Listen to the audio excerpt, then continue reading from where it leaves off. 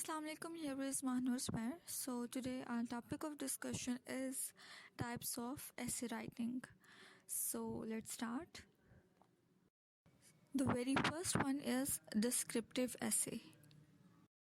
Descriptive essay, that means simply to describe something. Descriptive essay provides an account of the experience of things.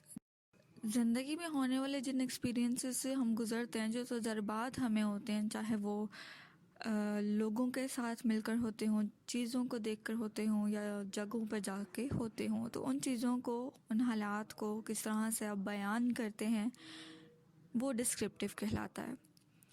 The descriptive essay is a kind of essay that allows for describing something, किसी चीज़ को बयान करना. Object, person, place, experience, emotion, situation etcetera. कोई भी चीज़ हो सकती है, कोई इंसान जिससे आप मिले हों और आपका एक्सपीरियंस बहुत अच्छा हो, उस बंदे के साथ आपका कैसा एक्सपीरियंस रहा, आपने क्या फ़ील किया और आप उसको किस तरह से डिस्क्राइब करना चाह रहे हैं. तो आप जब उसको अपने लफ्ज़ों में उतारेंगे तो वो डिस्क्रिप्टिव ऐसे कहलाएगा. प्लेसेस, जगहों पर जहां आप जाते हैं या जा चुके हैं, कैसा आपका एक्सपीरियंस रहा वहाँ पर, वो बयान करना. इमोशन, सिचुएशंस, आपके क्या इमोशंस है किसी भी चीज़ को लेकर के, क्या फीलिंग्स हैं, उसको आप किस तरह से डिस्क्राइब करेंगे. ज़िंदगी में होने वाली सिचुएशंस, चैलेंजेस, एक्सपीरियंसेस को आप किस तरह से डिस्क्राइब करेंगे. In other words, it provides an account of experience of things. This genre encourages the writer's ability to create a written account of a particular experience. What is more, this genre allows for a great deal of artistic freedom, the goal of which is to paint an image is vivid and moving in the mind of the reader. चीज़ों को देखना, feel करना आसान है, लेकिन उन्हें देखकर, महसूस करके समझाना, डिस्क्राइब करना बहुत टफ़ है. और ये एक ऐसी राइटिंग स्किल है जिसमें राइटर्स की तमाम एबिलिटीज़ जो हैं वो निखर कर सामने आनी चाहिए. वो उसको पूरा एक आर्टिस्ट जो है वो बनकर निकालना पड़ता है. और डिस्क्रिप्टिव ऐसे लिखने का फ़ायदा या मकसद सिर्फ ये होता है कि आप रीडर के जहन में एक पिक्चर, एक इमेज जो है वो क्लियर बनाते चले जाते हैं. जिस तरह से हम रोज़मर्रा ज़िंदगी में बहुत सारी चीज़ें ऐसे डिस्क्रिप्टिवली पढ़ते हैं, जिनमें हर चीज़ों को, हालात को, सिचुएशंस को, चैलेंजेस को, एक्सपीरियंसेस को डिस्क्राइब किया जाता है. तो जब हम उन चीज़ों को पढ़ते हैं तो हमारे ज़हन में ऑटोमेटिकली वो एक पिक्चर जो है वो बनती चली जाती है. और रीडर जो है, ऐसे लगता है जैसे वही उस जगह पर गया हुआ है या वो उस बंदे से मिल रहा है, या फीलिंग्स या इमोशंस या वैसी ही सिचुएशन को वो फील कर रहा है. So here are some important points. It provides an account of experience of things. बहुत सारी जो चीज़ें हैं उनका जो एक्सपीरियंस होता है उसको डिस्क्राइब करना. One method is to give a general impression of the appearance of the object and then to mention some details that will give a greater definedness of the picture. पहला method तो यह है कि आप एक general impression देते हैं किसी भी चीज़ का, कि वो चीज़ दिखती कैसे है, ये बात है कैसे है, या वो जगह कहाँ पर वाक़या है, जगह है कैसी है. तो ये तो हो गया एक जनरल इम्प्रेशन किसी भी चीज़ का. उसके बाद आप उस जगह की, उस पर्सन की या फीलिंग, सिचुएशंस को मज़ीद डिस्क्राइब करते चले जाते हैं, ताकि जो एक क्लियर कट पिक्चर है वो रीडर के जहन में बन सके और रीडर जो है वो आपकी बात को ठीक तरह से समझ सके. Description should be imaginative.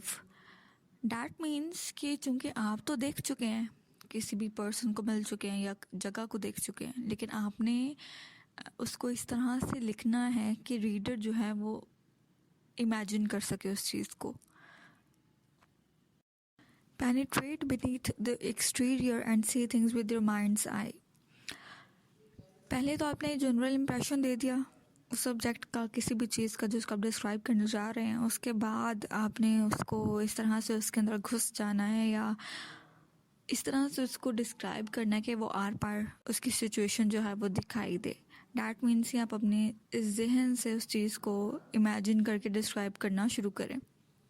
Description is difficult one subject is complicated. और जब सब्जेक्ट बहुत पेचीदा हो तो उसको डिस्क्राइब करना और ज़्यादा कॉम्प्लिकेटेड हो जाता है।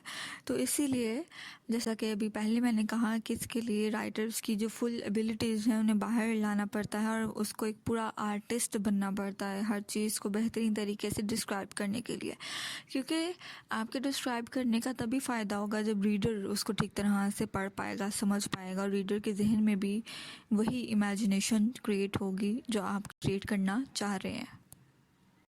What is a narrative essay? Narrative essay gives an account of sequence of events or happenings.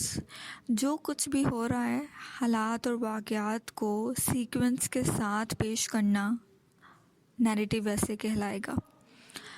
जिस तरह से कहानियाँ, नॉवेल्स, ड्रामास वगैरह में सीक्वेंस के साथ एक सीन के बाद दूसरा सीन, एक इवेंट के बाद दूसरा इवेंट जो है वो दिखाया जाता है। When writing a narrative essay, one might think of it as telling a story. जिस तरह से एक कहानी सुनाई जाती है उसी तरह से narrative essays लिखे जाते हैं।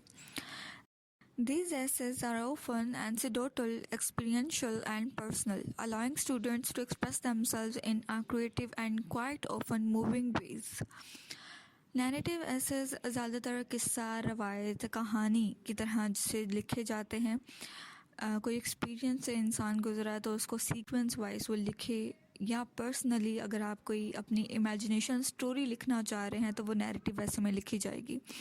अफसानवी कहानियाँ जो लिखी जाती हैं, ड्रामास जो लिखे जाते हैं, फिक्शन स्टोरी जो लिखी जाती है, वो इनसे स्टूडेंट्स को क्या फ़ायदा होता है कि एक तो उनकी क्रिएटिवनेस बाहर आती है, किसी भी इमेजिनेशन वर्ल्ड में जाकर उसको क्रिएट करना, अपने लफ्ज़ों में उतारना वाकई एक आर्ट है और स्टूडेंट्स की क्रिएटिवनेस जो है वो और ज़्यादा ग्लो और ग्रो करती है। So here are some important points. Events में बी एक्चुअल और इमेजिनेटिव। अब नैरेटिव ऐसे लिखने के लिए ज़रूरी नहीं है कि सिर्फ इमेजिनेशन ही हो, सीन्स या इवेंट्स जो हैं वो एक्चुअल भी हो सकते हैं, असल में भी वो हालात और वाक़यात या कहानी हो सकती है, तो उसको किस तरह से लफ्ज़ों में उतारना है। All stories are narratives. तमाम जो कहानियाँ होती हैं वो नैरेटिव्स होती हैं, मतलब सीक्वेंस ऑफ इवेंट्स के साथ लिखी जाने वाली हर चीज़ जो है वो नैरेटिव कहलाएगी। Single set of events, simple narrative. Single set of events का क्या मतलब है? बहुत ज़्यादा कॉम्प्लिकेटेड नहीं होता, ये एक सिंपल कहानी के तौर पर इसको चलाया जाता है। Various events happening simultaneously, compound narrative. और जिन कहानियों में एक साथ, नॉवेल्स में एक साथ बहुत सारे सीन्स हो रहे हों तो वो कंपाउंड नैरेटिव कहलाएगा।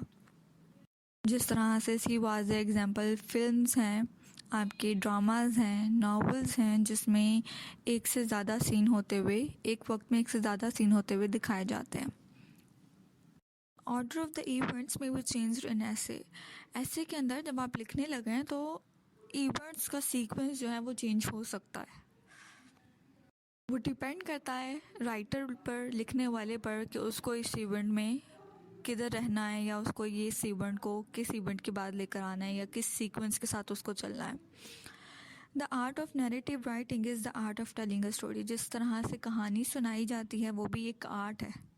वाक़यात, रिवायात को बताना भी एक आर्ट है। तो जिस तरह से कहानियाँ सुनाई जाती हैं उसी तरह से नैरेटिव राइटिंग जो है, नैरेटिव एसेस लिखना भी एक आर्ट है। और फिर हर कोई आर्टिस्ट भी नहीं होता।